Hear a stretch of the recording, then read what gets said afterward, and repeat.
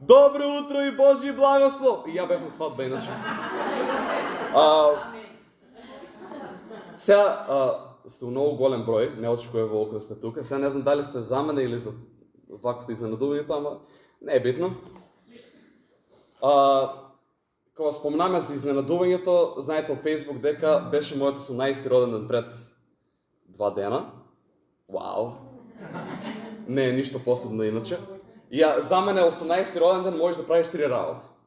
Значи, прво можеш да полагаш за кола, второ можеш да пиеш алкохол легално е клучен збор во реченицата, и на крајот да одиш во затвор.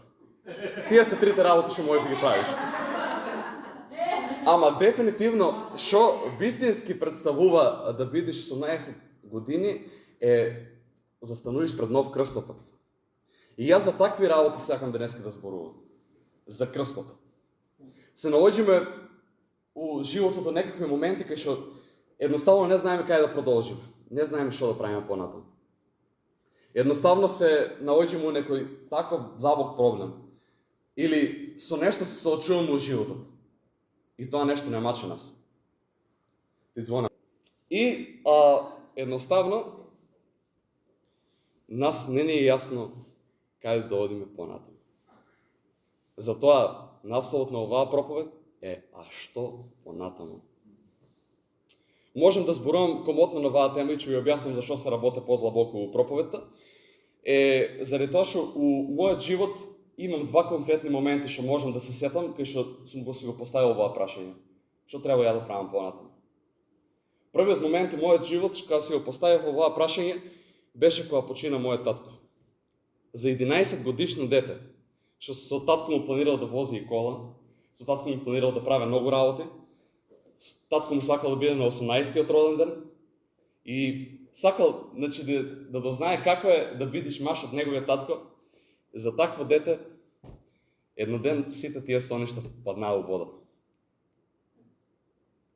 Се падна во вода. И јас дака искрено дете мало, за мене не беше кај ќе одам на работа или шо, заради тоа што едноставно дете од 11 години тоа не го размислува. Арно, ама се прашував и сега како ја ќе продолжам животот. Што треба ја да правам понатаму во животот? И искрено тоа ми измучуваше. Вториот момент во мојот живот беше всушност минатата година и за тоа сакам и да се задржам. Самата проповед е заснувана на сведоштвото од минатата година. Нема да кажувам што и како се случи, ама сакам да ви ги кажам етапите низ кои што јас разбирав како да се соочам со оваа прашање. Што понатаму? Знам дека и многу од вас имате изгубено и син, може би се наоѓате у финансиски проблем, може би порокот ви света, може сте у прелюба. Не знам каков и да имате проблем. Ние сме грешни, ние сме луѓе и не знаеме што понатаму, не знаеме како да се избориме со тие проблеми. За минатата година само ќе спомнам дека станав, го предадив мојот живот на 13 годишна возраст и почнав константно да читам Библијата. Значи, многу да читам Библијата, да ја истражувам. И дојдов до едно место у Матеј 7 глава, од 21 до 23 стих. И вика, не секој што ми вели Господи, Господи, ќе влезе во Царството небесно, туку оној кој исполнува војата на мојот Отец небесен. И сега си викам, која е војата на мојот Отец небесен? Што сака он да направи од мојот живот? И уште понатаму, уште толку што ме збуни, вика, мнозина ќе ми речат во оној ден, Господи, Господи, нели во Твое име пророкувавме, нели во Твое име демони не изгонувавме, нели во Твое име чуда правевме, нели во Твое име седеме на столчето да го загреаме секоја недела, нели во Твое име одеме со пасторот да се поздравуваме секој пат за благослов. И на крајот Господ вика, бегајте од мене, никош не ве познавав. У минатата година, вие неколку стиха не сте свесни колкава анксиозност ми внеси во животот. Виче не знаев дали сум правилен христијанин едноставно. Дали тоа ја правилно сум верник. Дали ја тоа правилно одам по Божиот план. Дали тоа јас се исполнувам војата на мојот Бог. Кој е мојот повик?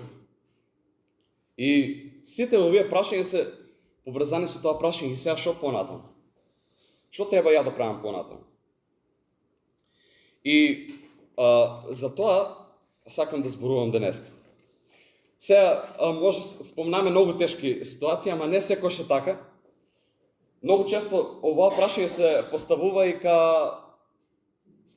после многу голема победа.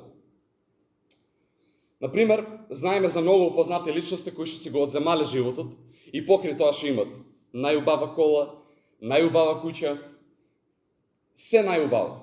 Имат жена, имат деца, значи нивниот живот е преполн со среќа и они се таму и на крајот решаваат да си го одземат животот. Баш за такво едно дете разговараме со мама пред некое време.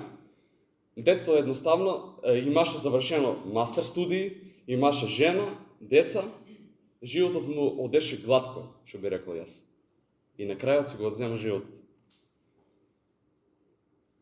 Така да не секој се поставува оваа прашање кога сме и у пораз.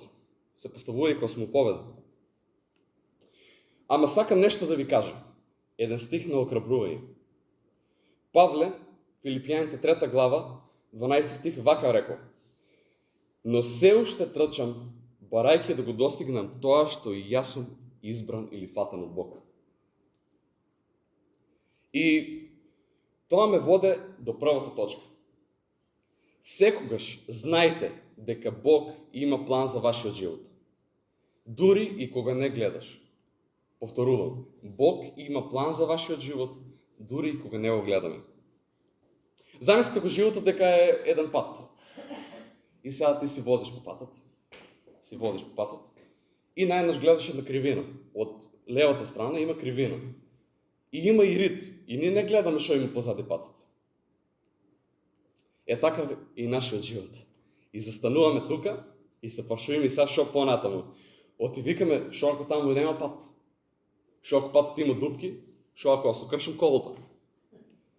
Да, стварно е така. У Еремија 29:11 вака е запишано: зашто јас ги знам за мислите за вас и за вашиот живот, вели Господ. Мисли за мир, а не за зло, за да ви дадам иднина и надеж. И не е само овие пример, ова е најконкретниот пример у Библијата. Секогаш знаеме дека секој карактер у Библијата, секој што го имаме спомнувано до сега, Бог имал секој план за него. Дали поминувал низ лошо или низ добро, он секојаш имало што да направи понатаму. Како што ја апостол Павле вика: ја одам и трчам да го достигнам тоа зашто Господ мене ме фатил или ме одбрал, или ме избрал да го направам. И го одбрав преводот со мир, инаку зборот што се користи на еврејски тука е шалом и може да значи добро и многу често во Библијата е запишано како добро, ама го одбрав мир. Зошто? Оти јас искрено у минатата година чувствував немир. И стварно ме мачеше тоа што едноставно не знам што да правам понатаму. Ама јас сум тука да ви кажам дека Бог има план за вас. Секогаш има план за вас. План за мир, а не за зло. И да ви даде иднина. Бог ми даде мене иднина како почина мојот татко. Така и на секој од нас Бог ни дава иднина. И тоа иднина исполнета со мир. Втората точка за која сакам да зборуваме дека треба да одиме по Божјиот план, така? И иако Бог има за нас пременен мир, како ние тоа да го разбереме? Како тоа ние да сванеме што Бог има одлучено за нас, за да го постигнеме мирот што Бог ни го дава? И втората точка е препознавање на Божјиот повик. Сакам да ви кажам и на многу од вас таму позади младите, ви им кажам дека Божјиот повик не е спектакуларно нешто уопште. Значи, ако очекувате Бог да се појави со ангели 300, па тука и да дојде и тоа е твојот повик, прави го тоа. Нема тоа се случи секако. У Исаија 30:21 е запишано вака: и твоите уши ќе слушнат збор за тебе како вели: ова е патот, одете по него, кој ќе одите и налево и надесно. Кога зборува зад тебе, обично се зборува за шепот, за нешто што не е јасно и чисто. И ние многу пати во животот знаеме дека слушаме некакви си гласови, посебно мама таму знам дека она чал пат, вакво, слушаме гласови и си викаме сега ова дали е од Бог или не е. Ама знаете ли како е најубавиот начин да го препознаеме тоа? Најубав начин за да препознаеме е да го читате Божиот збор. Знам дека е тешко, знам дека е голем, знам дека има над 1500 страници и тоа со мали букви, ама читањето на Божиот збор е оноа што те става во маргините на тоа што Господ го сака. Што подразбираме под маргини? Границите. До тука е границата. Господ вика тоа треба да го правиш. Он нема да ти каже направи нешто што не е запишано во Библијата или што Библијата го забранува. Апсолутно не. Значи, една работа што мене ми помогна многу во животот е читањето на Библијата. Сите работи што треба да ги разбираме и тоа што е Божји повик и Божјиот глас се препознава само на еден начин. Ако читате Библија. Оти ако не читаш Библија, ти не знаеш кај се границите. И може да слушнеш глас кој ще е од ѓаволот, не дај Боже. И многу луѓе имат сведоштво, што ги имам гледано на интернет, дека слушнат глас и мислят дека од Бог доден да се самоубијам. Заради тоа што он бил христијанин и решил да отиде да се самоубие заради тоа што мислел дека Господ му каже тоа.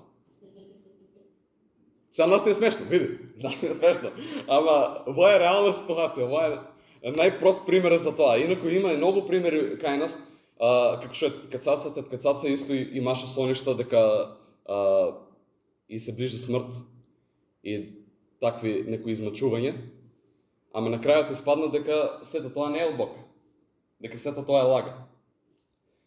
И сега сакам да се посветам повеќе на вториот дел од стих, кај што вика кога ќе одите надесно и кога ќе одите налево. За мене во изминатата година вие дел од стихот беше огромно откровение. Еве сега ќе ви кажам зашо. Ако очекувате Божиот повик да ви падне како цигла на главата, пора не очекувате. Или да ви даде одговор. Не.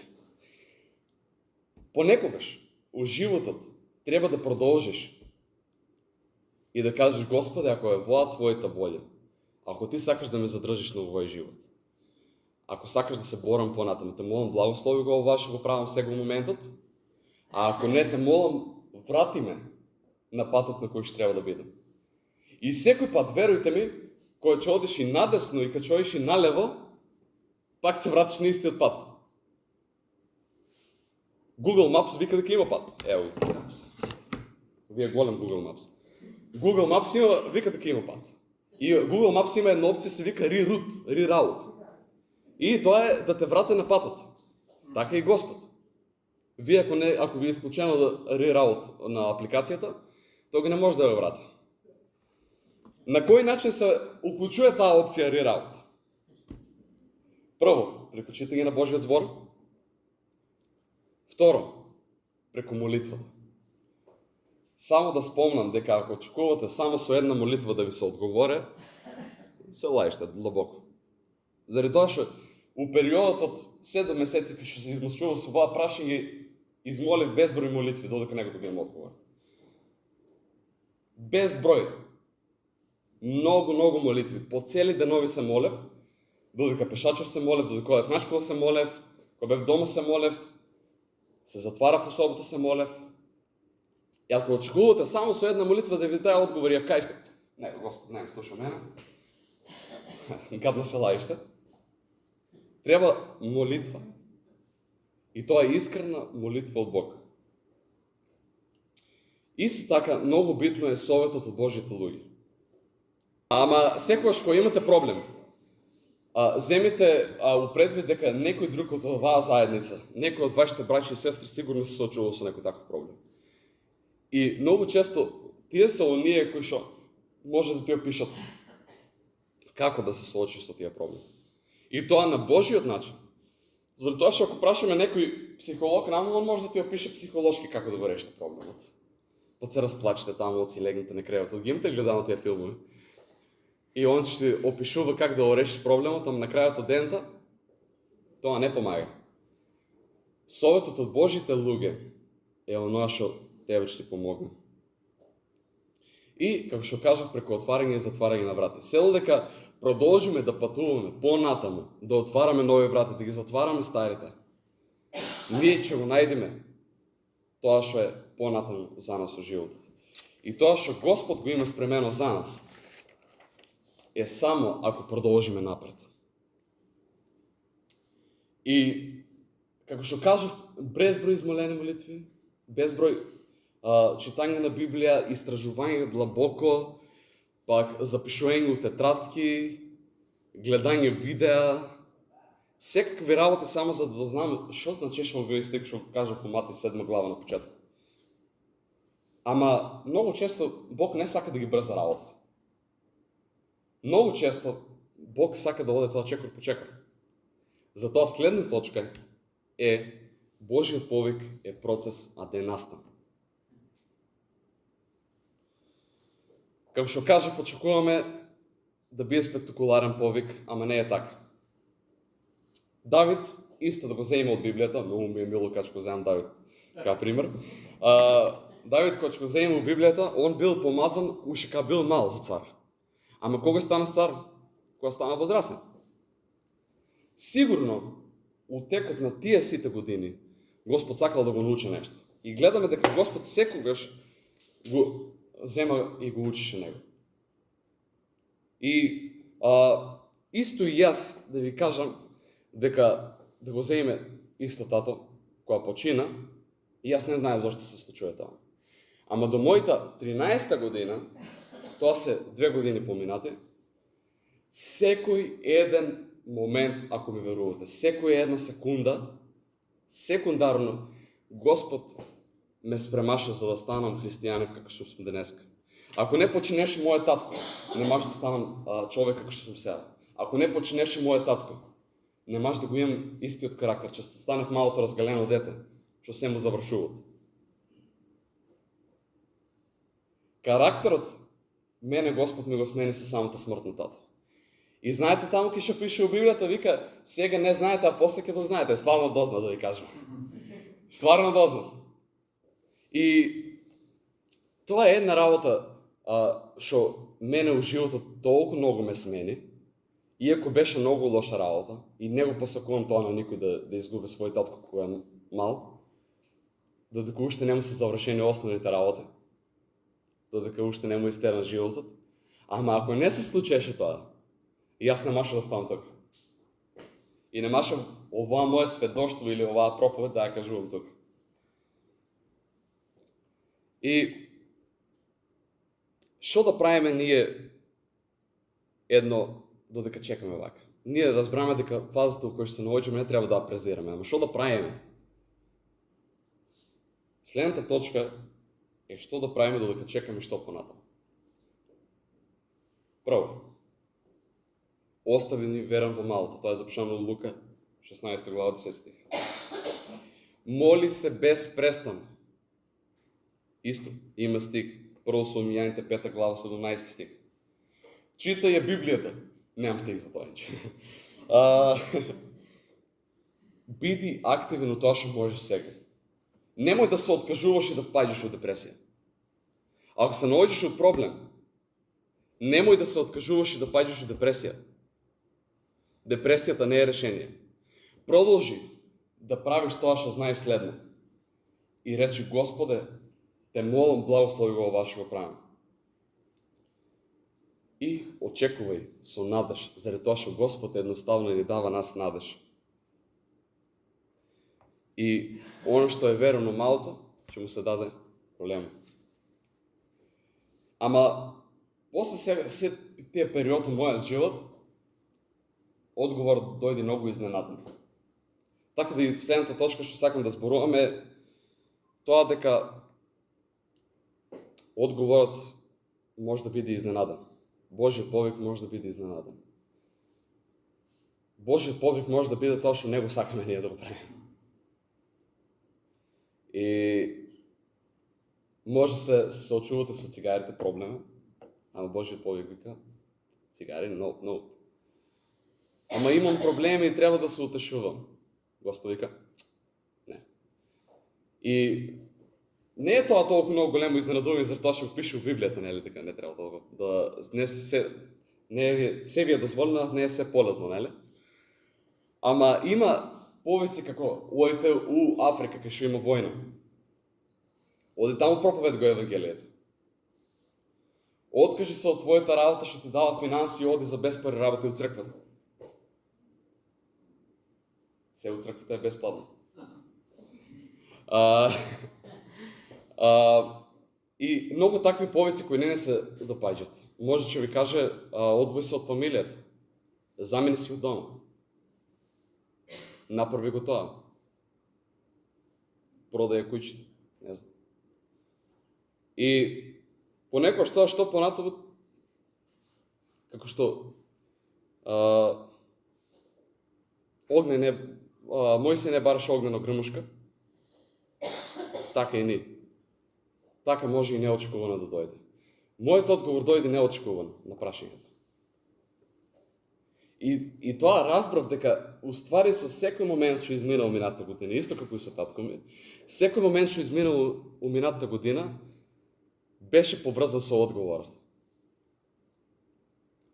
И одговорот го има мојот пастор Горан, искористено во неговата проповед, пред некое време, и сега пак ќе го дадам. Бог не бара да му служиме и да работиме. Бог бара лична врска со него. И ја тоа, знаете ли как го разбрав? Заради тоа што и јас никогаш во животот, додека истражував во Библија, додека се молев, никогаш не сум бил поблиску до Бог. Никогаш не сум бил поблиску до Бог. И Господ еден ден ме сретна и ми вика, синко, стварно ми го кажа ова. Ми вика, синко, ова е за тоа јас ще те определив. Да бидеш близко до мене.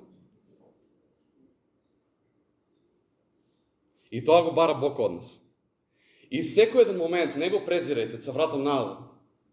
Не го презирајте секој еден момент, заради тоа што тоа е дел од вашиот живот и тоа е дел од перфектниот Божи план. И се што ни преостанува, и последната точка е, имајте доверба во Божјата волја. Заради тоа што и почина мојот татко, и паднав у тешки моменти, минатата година се борев со анксиозноста, и ми беше тешко, ама сепак Бог бара да има доверба во неговата волја. Псалм 37:5 вика: предај му го на Господ патот свој и надевај се на него, и тој ќе изврши. И ево го Google Maps. Бог ти вика дека има пат таму. Предај му го патот на Google Maps. Предај му го патот на Бог. Многу често ни е тешко да се одвоиме од нашите мислења и сега да не се искористуваме нашиот разум за да размислуваме за некои работи. Треба да одиш во Африка? Не, тоа не е разумно, има војна таму. Може да загина. Ама има доверба во Божјата волја. Знам дека е тешко, знам дека понекогаш боли. Ама имај доверба во Божјата волја. Драги браќи и сестри, за крај, сите ние се соочуваме со различни сезони. Сите ние се соочуваме со нешто што се во животот, дали е болест,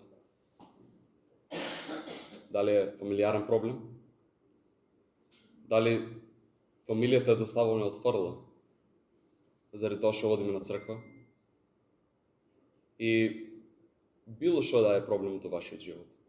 Дали се борите со лажењето, дали се борите со било каков грет, дали се борите со финансиски проблеми, знај дека има што понатаму.